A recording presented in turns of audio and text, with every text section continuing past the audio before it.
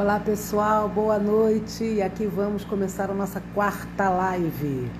Então vou deixar aqui, ó, procurar. Opa. Hoje a gente vai... Oi Marília, tudo bem? Boa noite, querida. Hoje nós vamos conversar com o Ogan Rafael Dochossi.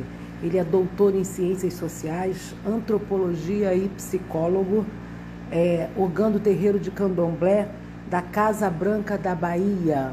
Eu vou ler um pouquinho para vocês aqui o currículo deste Ogan e ativista maravilhoso. Ele é obras importantes dele, Rafael Soares de Oliveira, Feitiço do Oxum, escrito em 2005, um estudo sobre o Ilê Axé e Anassô Oká e suas relações em rede com outros terreiros.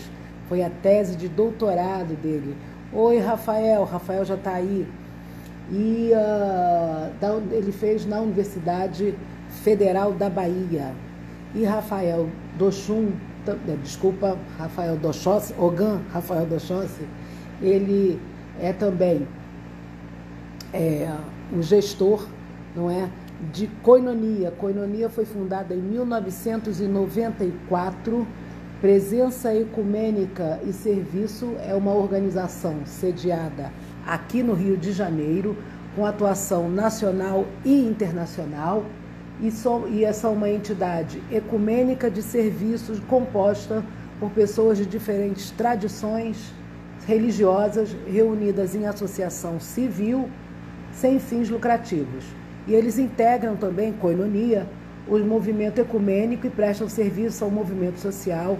E a principal missão... Boa noite, Tony Piccolo. Boa noite, pessoal. E a principal missão de Koinonia é mobilizar a solidariedade ecumênica e prestar serviços a grupos históricos e culturalmente vulneráveis e em processo de emancipação social e política, além de promover o movimento ecumênico e seus valores libertários. Então, nós vamos conversar aqui hoje com o Ogan Dochossi Rafael Soares de Oliveira. Boa noite, oi, Ju. Olá, pessoal. E eu sou Patrícia Tolmasquim. Estou aqui fazendo esta live, esse programa chamado Amor na Polis, que é para a gente conversar sobre o amor, sobre a empatia, sobre a solidariedade na cidade, né? Porque todo mundo vive numa cidade, né? E as cidades estão aí no mundo.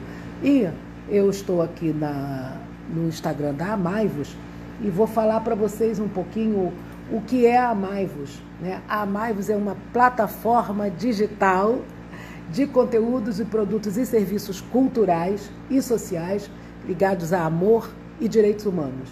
E tem orientações culturais e sociais gratuitas e conteúdos produzidos por pensadores contemporâneos e parceiros. Quem, por exemplo, Mauro Ventura, conhecem? Tá lá. Bernardo Sorge, conhecem? Tá lá. E mais um monte de gente boa. É só acessar a plataforma digital. Além dos serviços, vocês também terão excelente material, excelente conteúdo para enriquecer e também o conhecimento e também abrir a mente e também um pouco de tudo, não é? Conhecer mais coisas e conhecer as pessoas. Eu vou aqui, o nosso querido Ogan Rafael Dochossi, ele já está aqui online. Agora, vamos lá, que eu preciso fazer isso, convidar o Rafael para entrar. Vamos ver se isso dá certo, hein? Essa é a nossa quarta live. Na primeira nós conversamos com o Manuel Tedim, na segunda conversamos com Cláudia Vitalino, grande liderança da UNegro, mulher negra maravilhosa. Na terceira live conversamos com a doutora Silvia Cerqueira, advogada da OAB, maravilhosa também, uma grande liderança. E agora vamos conversar aqui com Rafael Dochossi, Ogan Dochossi. Eu aprendi a falar isso até o final do programa, isso engraça. Boa noite, querida. Boa noite, Patrícia querida. Muito obrigado pelo convite. Estamos juntos. Pode falar Rafael de Iemanjá, foi mais fácil para você, que eu sou de Iemanjá. É que eu sou Ogan Dochossi. Ou Rafael, simplesmente, não precisa os adjetivos todos que me nomeiam também. Fica à vontade, querida.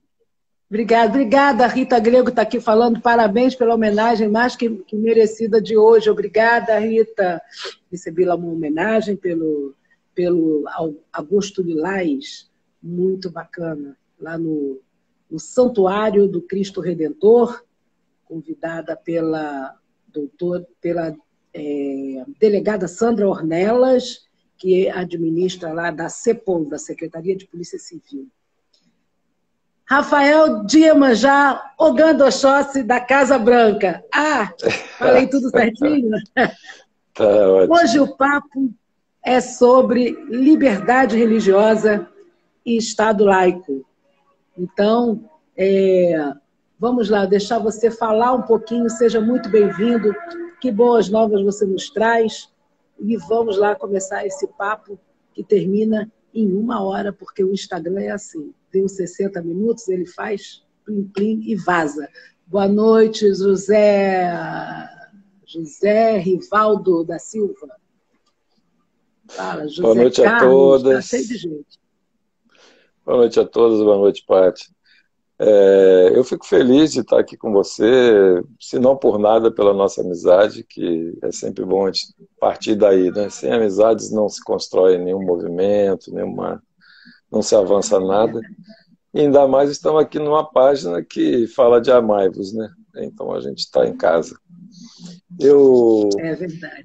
Eu acho o tema bastante duro, né? Falar de liberdade religiosa, laicidade, o Estado laico no Brasil de hoje, na cidade do Rio de Janeiro, é uma agenda que era para ser mais leve, né? Era para ser um espaço da gente estar falando de como é bom ter religião, como é bom viver também sem religião. Acho que a gente tem espaço e vivência para tudo isso, né? Eu, particularmente, como uma pessoa de fé, um religioso, sou um defensor absoluto da liberdade, né? Que acho que ela é um dom, é uma coisa que está relacionada com o fato de a gente estar vivo. Só de nascer, a gente já tem a dignidade humana, já tem um direito adquirido, pelo simples fato de estarmos no mundo. Toda e qualquer pessoa, independente da sua etnia, independente da cor da pele, que é um problemão no Brasil, né? E alguns têm orientação e professam uma fé, outros não, isso é muito tranquilo, mas é da nossa própria natureza estarmos aqui, né? Nesse mundo, livres e portadores de dignidade, o que nos faz pensar no direito, né? Quer dizer, tudo o que acontece depois, né, na nossa história recente, principalmente depois da Grande Guerra, aquele grande massacre, começa a falar de direitos humanos, né, é o reconhecimento puro e simples do fracasso da civilização mais dominada pelo cristianismo, de que não é possível, como é que se chega àquele nível de destruição, de barbárie e tal. Coisas que a gente pensava estar longe já da história, né? Mas, infelizmente, parece que a história está se repetindo, né? Como um filósofo velho dizia, se repete como farsa, e depois os seguidores dele ainda disseram como farsa que veio depois de uma tragédia, porque ninguém tomou conta das coisas direito, né? E olha, parece que é isso que a gente está vivendo no Brasil, né? Fala aí. Não, é só que tem um monte de gente cumprimentando aqui, e aí tá aqui, olha aqui, bênção, meu pai Ogan, tá falando aqui que peraí, deixa eu ver, bênção meu pai Ogan, pai Erinaldo Doxum, presente, João Pessoa presente, enfim, então aí para vocês muito saberem. Prazer, a bênção é meus mais velhos e meus mais novos também, sua bênção, a gente está juntos aí.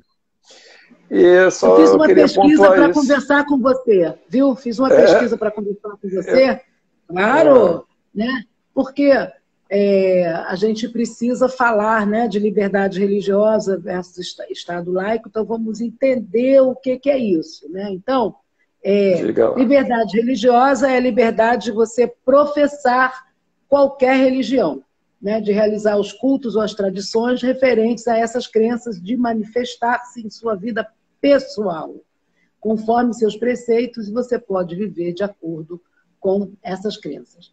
A liberdade religiosa está relacionada também ao conceito de laicidade.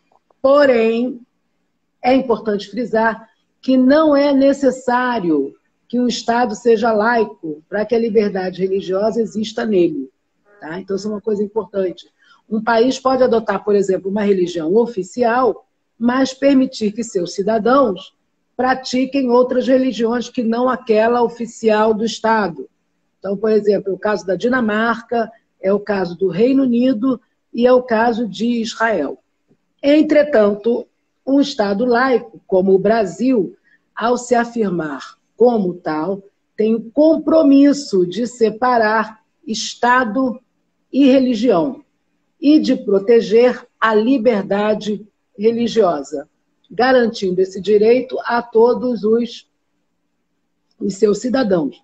Além disso, como Estado laico, o Brasil não deve permitir que as crenças religiosas de seus governantes tenham influência direta na formação de suas políticas, em especial políticas públicas.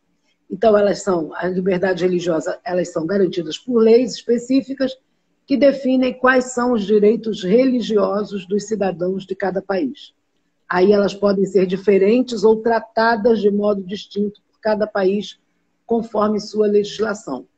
E aí a pergunta é, para você, Ogando Oxóssi e Rafael de Iemanjá, isso? Acertei ou errei de novo? Acertou, acertou. Meu amigo queridíssimo, o Brasil é um país laico? Constitucionalmente, apesar da Constituição ser em nome de Deus, né, isso já começa uma contradição em termos, se afirma como um Estado laico. Né? Mas essa laicidade do Estado na prática, como muitas outras coisas no Brasil, não só funciona na prática de forma diferente do que está escrito na lei, nos contratos, ela é bastante ambígua, porque a separação completa dos interesses religiosos através do Estado nunca aconteceu. Né? Interesses cristãos, católicos, sempre foram atendidos, influência para que políticas de Estado sejam exercidas a partir de valores de uma ou outra fé, particularmente a influência cristã é a principal, né? E a mais forte, tanto que nos espaços públicos se encontra crucifixos, homenagens, dias de santo, etc.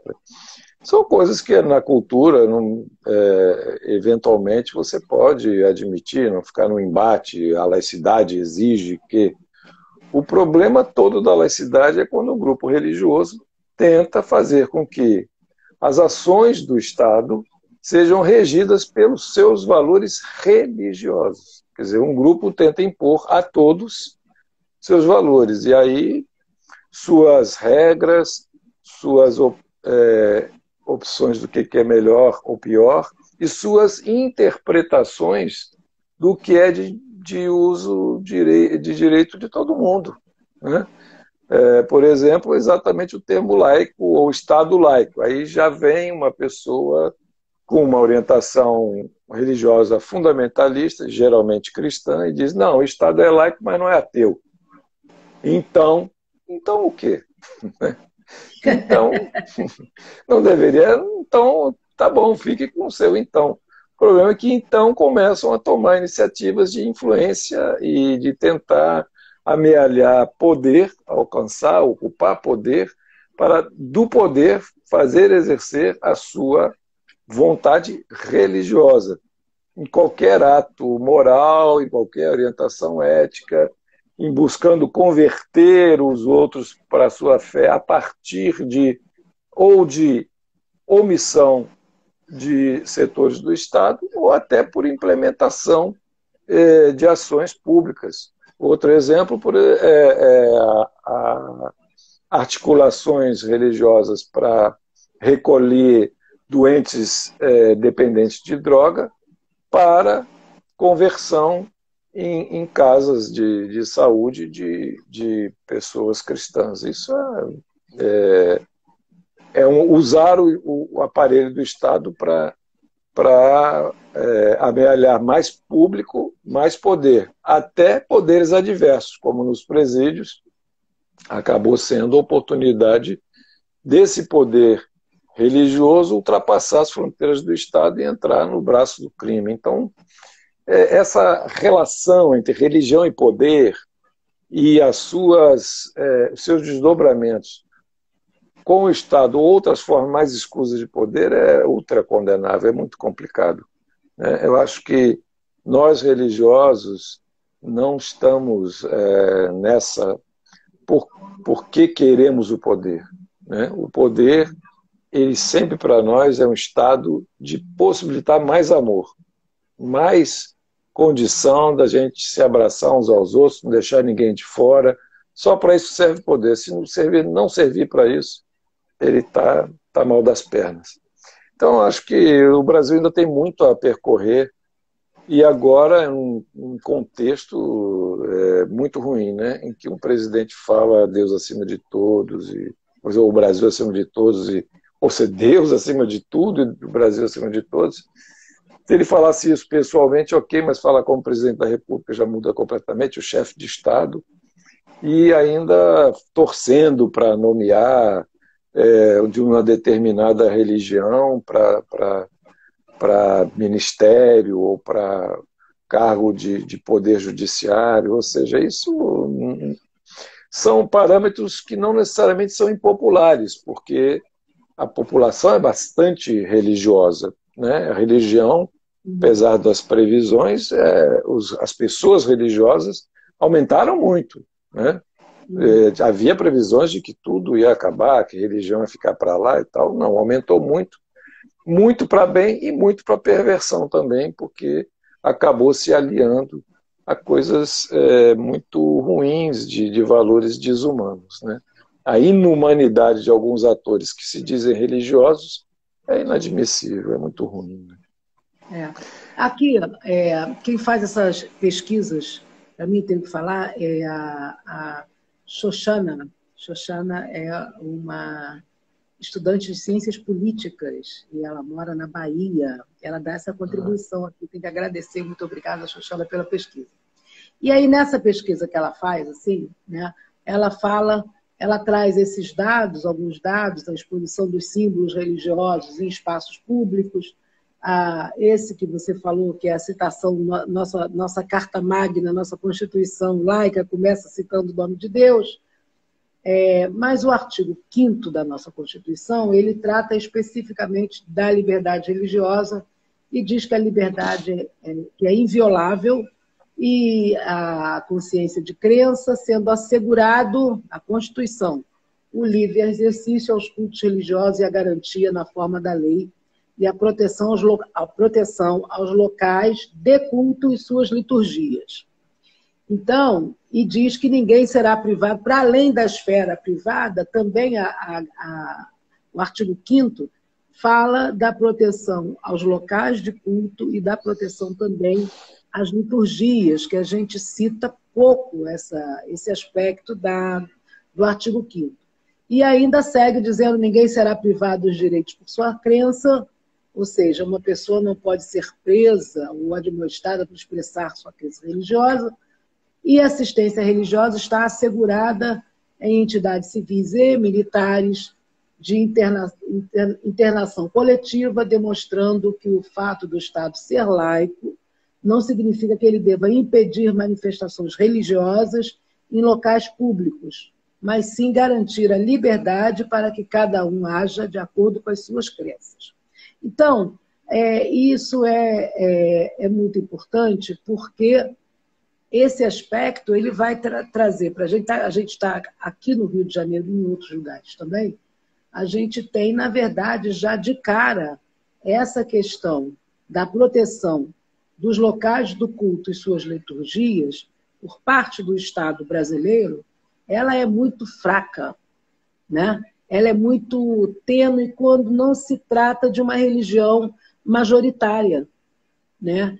Para não usar a palavra hegemônica, então uma religião majoritária. Por que eu estou usando a palavra majoritária? Porque ela é a religião da maioria, declarada ou confessa, da maioria, de uma grande maioria de brasileiros. Mas lembrando também que as pessoas confundem democracia com majoritarismo. Democracia não é majoritarismo, né? Ou seja, na democracia você respeita as liberdades e você também respeita as leis, né? Senão, a gente tem, inclusive, agora, países não democráticos que os seus governos foram eleitos por eleições, né? Supostamente democráticas, mas não são democracias, né? Porque a democracia não se resume ao majoritarismo. Então, assim, não haveria problema algum que a grande maioria dos brasileiros fossem de base, né, da religião que a gente está tratando aqui de religião cristã, não é? Qualquer que fosse ela, a católica, as pentecostais, as não pentecostais, não haveria problema nenhum se também todas as outras religiões pudessem, com essa tranquilidade, também participar, praticar as suas ações e tivessem seus locais de culto e as suas liturgias protegidas. A gente sabe que, infelizmente, não é essa a realidade atual de muitos espaços no Brasil. Você chegou a citar aí essa questão, né, de um presidente da República falando Deus acima de tudo e essas coisas todas, e é bastante confuso a declaração da religião, porque ora é católico, ora é evangélico, enfim. Porque evangélicos todos são, né? Mas é cristão de uma outra linha. Então, é um pouco confuso. Mas a base dessas declarações todas são sempre voltadas para o evangelho, né? Para o cristianismo como sua base. Mas eu quero falar aqui do caso de uma filha de 13 anos, que após denúncias falsas foi afastada da sua mãe, uma violência que, na verdade, se tratava de intolerância religiosa.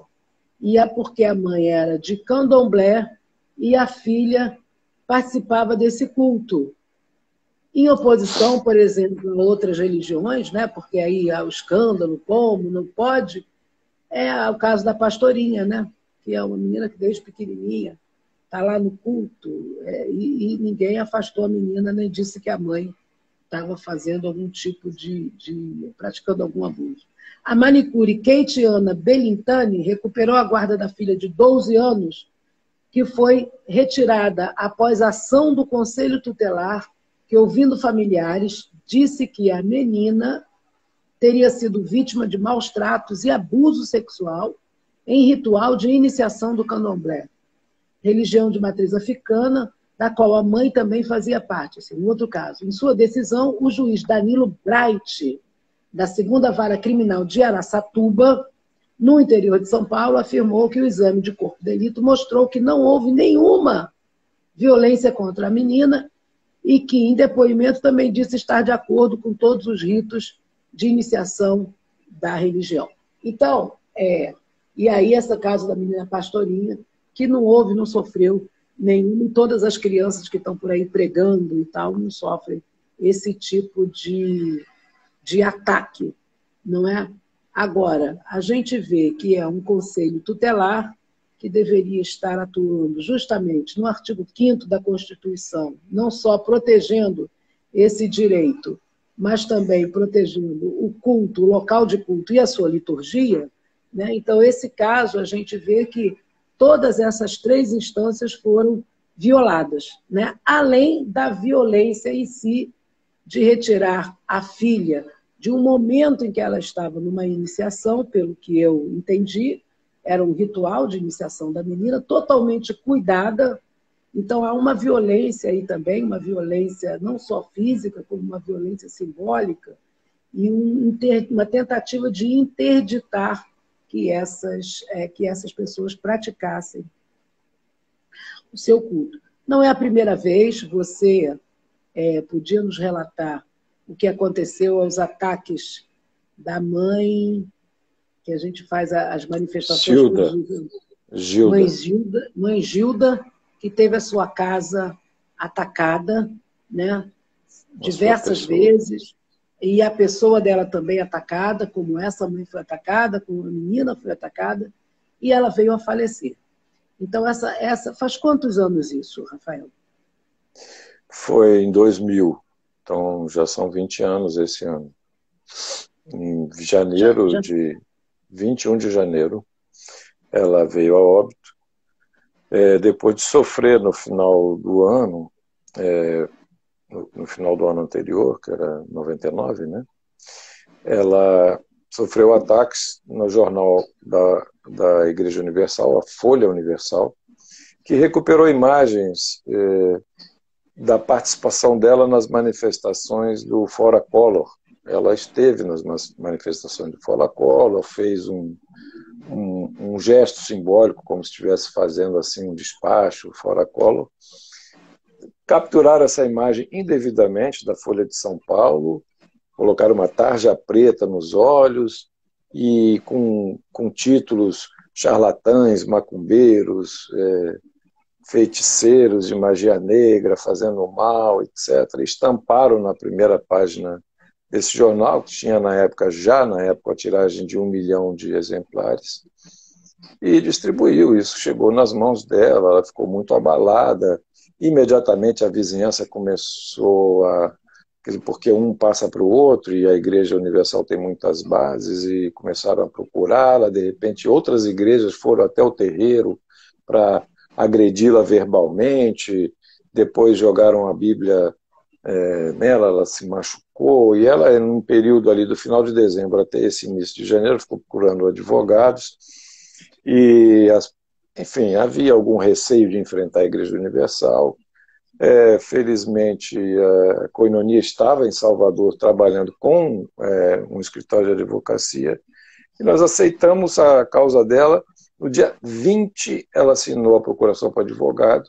Dia 21, ela sofreu de novo uma agressão verbal, teve um infarto fulminante, porque ela já estava totalmente abalada por essa situação provocada pela Igreja Universal. Isso foi alvo de um processo que durou 9 anos nas diversas instâncias. Originalmente era para que a família, né, quer dizer, quem inventariada, né, que tinha representante inventariante, mas são 7 irmãos. Originalmente o processo, em primeira instância, condenou a igreja a pagar R$1,5 milhão de reais. Isso, ao fim do processo, estava em cento e poucos mil reais, dividido por 7 irmãos, e foi isso que a igreja pagou, com a compensação de que ela foi obrigada, em 2 edições, a publicar um pedido de desculpas na primeira página do jornal A Folha Universal, que 9 anos depois já estava com a tiragem de 2 milhões. Mas o que nós conseguimos foi que eles publicaram, imprimiram, provaram que imprimiram, mas não distribuíram. E foi muito difícil fazer com que distribuíssem, né? Por razões óbvias, né? Mas foi uma vitória para todo o candomblé, para toda a população de matriz africana, essa luta, porque pelo menos foi um marco que virou, então, pela iniciativa da filha dela, o Terreiro Abassá de Ogum, Jaciara, que é a principal protagonista disso. Nós fomos uns auxiliares desse processo todo, capaz de mobilizar agentes do movimento negro, e aí na cidade de Salvador se proclamou esse dia como dia de combate à intolerância religiosa. Depois, mais tarde, em 2007, o governo Lula proclamou o dia 21 de janeiro como Dia Nacional de Combate à Intolerância Religiosa. É uma situação a gente pega assim, esses casos exemplares, você pega o Rio de Janeiro, só no ano passado, a Grande Rio, né? Só no ano passado, no primeiro semestre, foram mais de 100 terreiros agredidos por intolerância religiosa, movidos pelo crime organizado, com uma confissão de fé supostamente evangélica. Né? Eu digo supostamente porque chamar isso de evangélico é até uma ofensa a quem tem crença no evangelho. Pois é. Então, mas não e aí dá o para Rio, também... só para concluir, o Rio, de lá para cá, tem só a cidade do Rio de Janeiro, uns 100 casos já de conflitos por intolerância religiosa, e mais de 90% desses casos são contra religiões de matriz africana. Olha, eu tenho aqui, Rafael, dados. No ano passado, houve um aumento, ou seja, estamos falando de 2019, houve um aumento de 22% dos boletins de intolerância religiosa. Em 2019, foram registrados 3.969 boletins de ocorrência para casos de intolerância religiosa. Em 2018, foram 3.260 registros. E em 2017, 3.070. O aumento foi aproximadamente de 22% de 2018 para 2019 e de quase 30% de 2017 a 2019. Agora, é interessante que o Brasil ele não é considerado um país com significativas violações das liberdades religiosas no seu território, conforme o relatório Liberdade Religiosa no Mundo de 2016 da Associação, peraí que eu vou te falar o nome da ACN, que é ligada lá, da Igreja que sofre, ligada ao Papa. E, no entanto, o país não está livre de incidentes relacionados à intolerância religiosa. Num relatório publicado pela mesma instituição, tem-se a informação de que, entre 2011 e 2014, foram registradas 543 denúncias de violações de direitos por discriminação religiosa do Disque 100, que é aquele número dos direitos humanos. E, em 216 casos, os denunciantes informaram a religião da vítima. Aí, olha só, 35% eram praticantes de candomblé ou de umbanda. 27% eram evangélicos. 12% eram espíritas. 10% eram católicos. 4% eram ateus.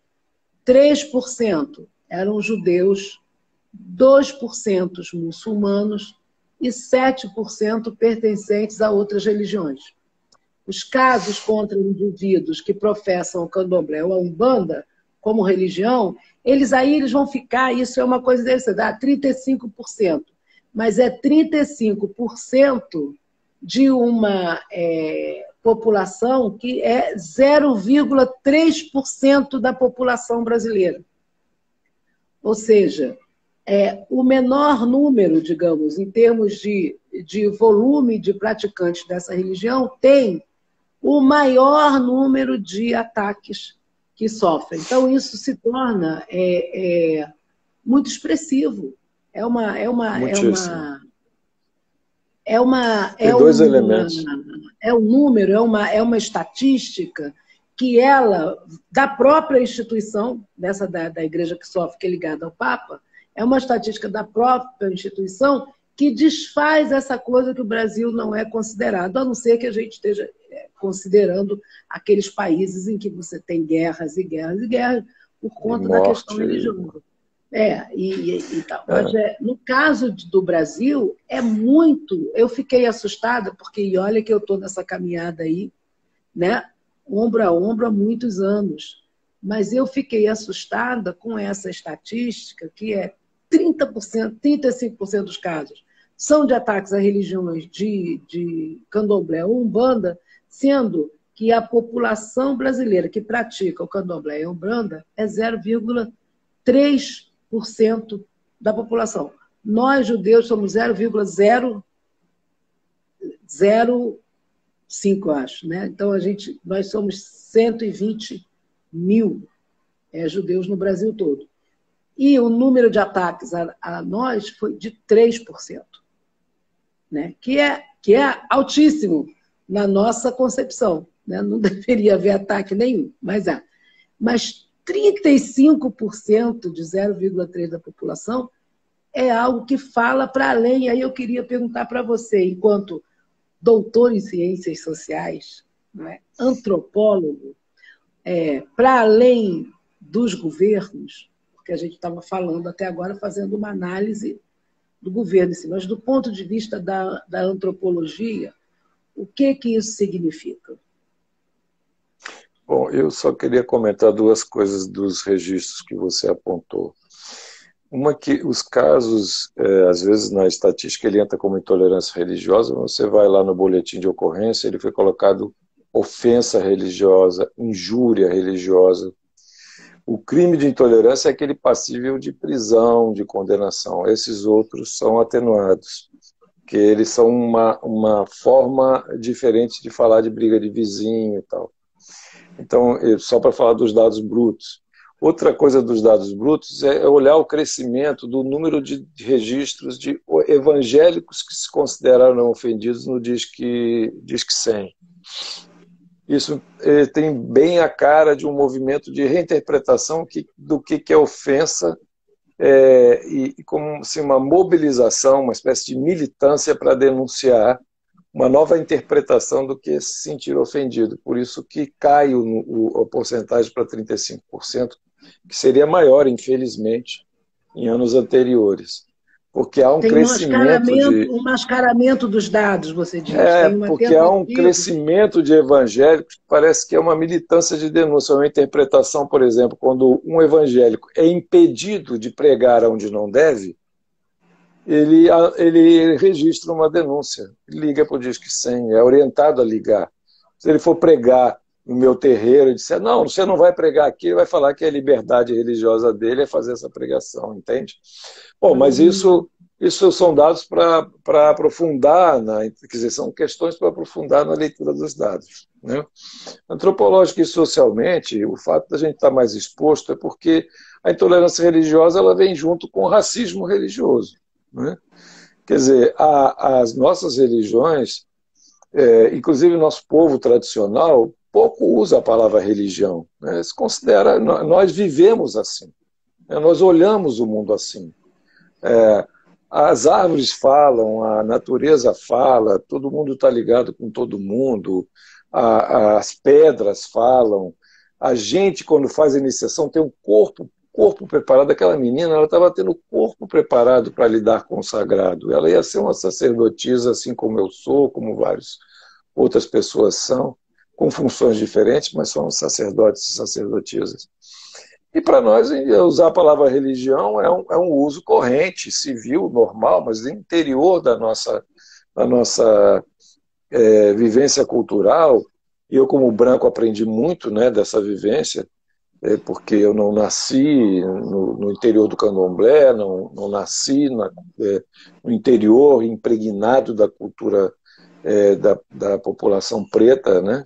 E isso é um aprendizado contínuo para mim, mas naturalmente, nós mais velhas, meus mais velhos e as pessoas, alguns que estão aí nos ouvindo podem até confirmar isso, a vivência para nós é consequência de estar no mundo. Quer dizer, é muito difícil, agora eu estou falando de fé, agora eu estou falando de vida, enfim, as coisas são mescladas. Para chegar ao ponto de dizer, ora, isso tudo é negado pela condição de que são elementos de uma vivência, de uma cultura que vem da população que foi escravizada, vindo para cá, para o país, obrigada a estar escrava, e que o Brasil, infelizmente, não passou a limpo essa história da escravidão. A gente vê isso pelos outros dados da nossa dramática realidade, né? 60 mortos jovens negros por dia, né? O que se chama já de genocídio. Eu até tenho acrescentado à palavra genocídio, não nego a palavra genocídio, óbvio, é que é um quase genocídio, porque a morte da população negra, a morte do jovem negro, é uma forma de ameaça continuada, contínua, para dizer mantenha-se no seu lugar. Apesar de já ter atingido a maioria da população, vocês não podem ter poder de maioria. Vocês não podem ocupar outro lugar na sociedade. Fique onde está, você está ameaçado. Não ponha a cabeça de fora, se cuide, se comporte. Não seja o que você nasceu para ser, o que você aprendeu de si. Não tenha uma religiosidade, não tenha uma fé, não se professe como ser humano. Você, se fizer muito isso, você vai morrer. Cuidado, não saia da favela, enfim. Isso é a mensagem contínua e subliminar que é dada para a população negra desde o pseudo-fim da escravidão. Claro, houve o fim da escravidão, houve ganhos, mas assim, sem nenhuma vontade de integração, de cuidado e de absorção efetiva da cultura negra, da qual fazem parte as nossas religiões de matrizes africanas, né? Porque o nome diz matriz africana, o que vem da África não é humano na consciência comum da brasileira e do brasileiro. As pessoas estão se sentiram muito questionadas de fora para dentro com aquele assassinato brutal e agora um tiro, 7 tiros pelas costas, policiais matando pretos nos Estados Unidos. Vira um caso internacional, viva que tenha acontecido essa coisa da reação no Brasil, mas reagir por causa disso às vezes nos aliena, né? Porque não estarmos comovidos com mais de 60 mortes de jovens por dia, ou sei lá quantos por hora, e todos pretos, todas pretas, se alienar, né? E achar mais importante o que aconteceu lá fora do que aqui. Não falo isso dos movimentos, falo isso nós, de pele branca, porque a cor da pele conta demais nesse país. Eu, de branco, na sexta-feira, sou confundido com médico, não sou confundido com macumbeiro.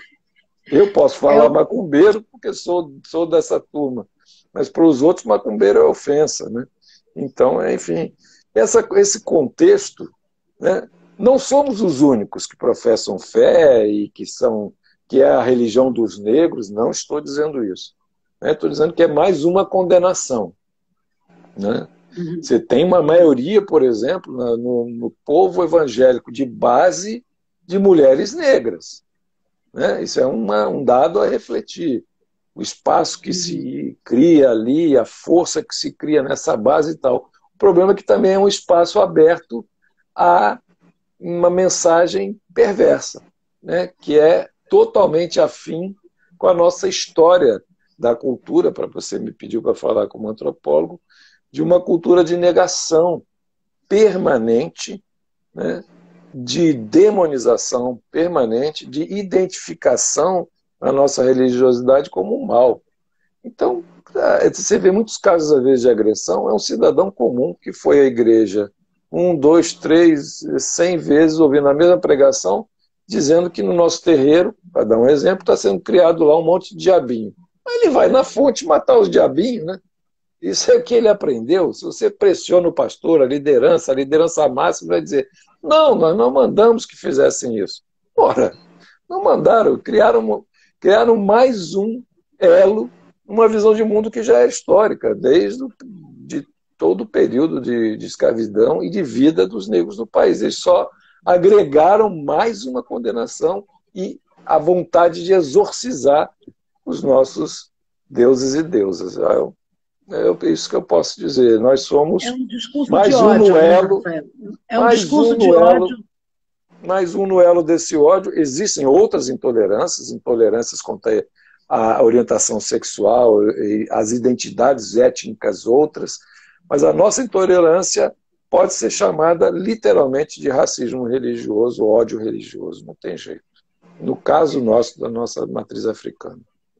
E o que pode ser feito? Porque quando a gente vê, no caso dessa menina, da mãe que era a manicure, né? A gente vê que foram as próprias instituições do Estado que tomaram, porque só o Estado poderia fazer isso, que tomaram a menina da mãe, e ainda bem que ela encontrou aí um juiz que reverteu essa situação e essa violação. Mas o que nós estamos vendo é que em várias instâncias da nação brasileira, seja no ente federativo nacional, né, seja no estadual ou no municipal, a gente vê esse avanço, né, desse fanatismo, né, porque o nome é esse, né, a gente chamar de conservador, é fanatismo, né? Você usou uma palavra fundamentalismo, né? Desse fundamentalismo, ele toma de ação do Estado e aí a população também fica à mercê, porque encaixa nisso que você está trazendo, que é o racismo estrutural no Brasil, né? Então, se a gente for lá, e aí pegando desde o período indígena mesmo, né, dos povos originários, que foram catequizados, né, passando pela minha verticalidade, né, os judeus que vieram para cá desterrados também, e aí chegaram aqui, foram convertidos no Porto, em Portugal, chegaram aqui, eram cristãos novos. Então, diz assim, o Brasil, a Inquisição do Brasil não perseguiu os judeus. Não, ela perseguiu cristãos novos, né, que eram judeus, né? Então, tem toda uma prática de resistência, que, por exemplo, tem um livro chamado Rezando aos Pés da Madonna, que era exatamente isso. Como nós somos o povo do livro, eles pegavam aqueles livros ou arcas e tal, porque passava-se na casa dos judeus ou dos cristãos novos para ver se eles estavam rezando, né, naquelas horas de rezar, Ave Maria e tal. Então tem esse livro que relata isso, que os judeus botavam a Torá dentro da imagem, né, da Madonna. E aí, quando chegavam lá os fiscais e tal, eles fechavam aquilo e se ajoelhavam lá para rezar aos pés da Madonna. Mas, quando saía, abria e voltava a estudar a Torá. Eram formas de resistência. A gente sabe também, e eu sei disso também pela minha matriz judaica, né, que quando o Estado se volta contra o cidadão, os cidadãos daquele país, pouco se pode fazer. A gente tem, então, na atualidade, e depois do Holocausto, a gente tem a criação da ONU, os direitos humanos, que também falam dessa importância da defesa, acho que no artigo 18 da Declaração Universal dos Direitos Humanos e também no artigo 12, fala da questão da importância de pessoas não serem atacadas, de se proteger por aquilo que elas acreditam, por suas crenças religiosas.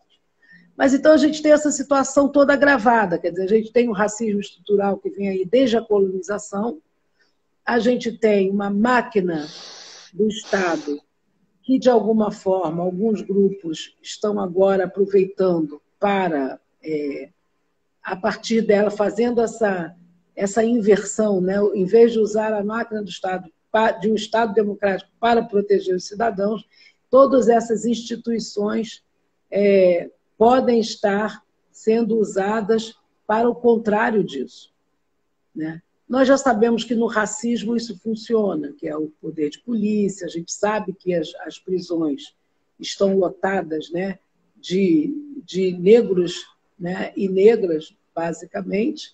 A gente sabe do tratamento que é dado a alguém que está na rua que é negro e alguém que está na rua que é branco, e nós sabemos disso, a gente fez aqui, inclusive, uma live anterior a isso. Mas a pergunta é, quando ela avança também sobre a sua religião, e aí os candomblés foram sim espaços de resistência, não só de resistência religiosa, mas aquilo que você traz, uma resistência também cultural. Porque assim como no judaísmo, o judaísmo não é separado do meu dia a dia, é uma forma de viver, né? Eu me comporto, eu conto o tempo de determinada maneira, eu como determinada alimentação, e não é que aí eu vou, no dia tal, eu vou lá rezar na sinagoga. Não é isso, é todo dia, né? Eu vivo assim. O que a gente pode, o que se pode fazer diante dessa situação que aí estamos, que não seja só reclamar ou só fazer manifestos? O que se pode fazer para além disso? Vendo que agora também o Tribunal Internacional, né, a OEA, sofreu lá um ataque, não é? A gente, primeiro parte do que pode ser feito, a gente está fazendo aqui, né? Manter a conversa, manter a reflexão. Eu acho que isso já é um aspecto de não deixar passar, né? Tem várias maneiras de não deixar passar. O problema é que a gente já deixou passar algumas coisas sérias. Eu comecei falando, né, que a história se repete como farsa depois de uma tragédia, e duas tragédias graves estão passadas para trás. O racismo que não se passou a limpo desde a escravidão para cá, e a ditadura que não passou a limpo. É muito diferente que a população argentina sente do que nós sentimos em termos do que foi feito, né, para a superação da ditadura, dos seus valores, etc. A gente acaba colhendo um pouco dos arranjos, né, os arranjos da política, os arremedos para dar consequência que não levam em conta a necessidade da rebeldia permanente contra essas questões estruturais do nosso autoritarismo, que a gente não tem democracia por longos períodos desde a República, e a gente não tem uma estrutura que não seja racista na nossa sociedade. É difícil, de fato, enfrentar quando há uma estratégia de ocupação de poder do Estado. Esse caso da menina é uma pequena ponta do iceberg do investimento que os fundamentalistas religiosos de caráter cristão têm feito no judiciário também, não só no legislativo, né? Existe muita frente no judiciário. Nós, da organização que eu trabalho e dirijo, Koinonia, já vimos isso há bastante tempo, nos anos 90, revelado por juízes que resolveram legislar ao emitirem pareceres na questão quilombola, e isso passou a acontecer de uns 10 anos para cá, e tem aumentado essa noção de que o juiz pode decidir quase que legislando, quase que ao arrepio da Constituição, principalmente os juízes de primeira instância e tal. Sorte do caso da menina que o juiz não foi esse protagonista, mas insertado nos outros entes que você citou, estavam gente fundamentalista e tal. Eu acho, primeiro, o seguinte, para enfrentar essa onda, porque existe uma onda fundamentalista no mundo inteiro, eu estou chamando de fundamentalista, mas de fundamentalismos, né? Há o fundamentalismo religioso, que é alvo principal da nossa conversa aqui, mas ele já tem suas repercussões de modo de ser, de matriz de ser, na política e na economia, né? O neoliberalismo de ultra neoliberal, ele não passa de um fundamentalismo, né? Ele não passa de uma afirmação, de uma fantasia do que deveria ser para se proteger do medo. Você vê o nosso ministro aí ainda colocando o Chile como modelo, como se não tivesse uma crise gigantesca na sociedade chilena por causa da economia. E taxar o livro, vamos taxar livro. E é uma loucura, enfim. Isso é fenômeno muito característico dos fundamentalismos. Nós, caindo aqui no nosso campo, na nossa condição de religiosos, de possibilidade de atuar, eu estar aqui como um religioso de candomblé, você como uma religiosa da tradição judaica, é investir no simbólico. Eu acho que é muito difícil investir na disputa de narrativa, que é um termo muito corrente num jargão de esquerda ou jargão de militância, né? Que vem da sociologia, eu concordo com ele, porém, para esses ambientes mais fundamentalistas, nós temos que disputar simbolicamente, é estarmos juntos na diferença e publicamente. É eu, você e uma pastora trans estarmos juntos publicamente, cada vez visibilizar mais isso, naturalmente, conversar com as bases, etc. Infelizmente, mas oportunamente, essas coisas das mensagens que a gente acredita do divino, da reação da natureza, etc., nesse período da Covid, a solidariedade se revelou entre a população.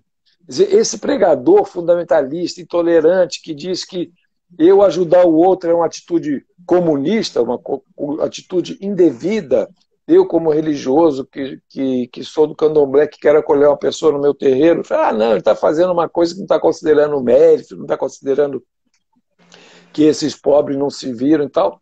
A solidariedade e o sentimento de que tem um familiar morrendo, um parente morrendo, alguém precisando de ajuda, distribuir cesta básica.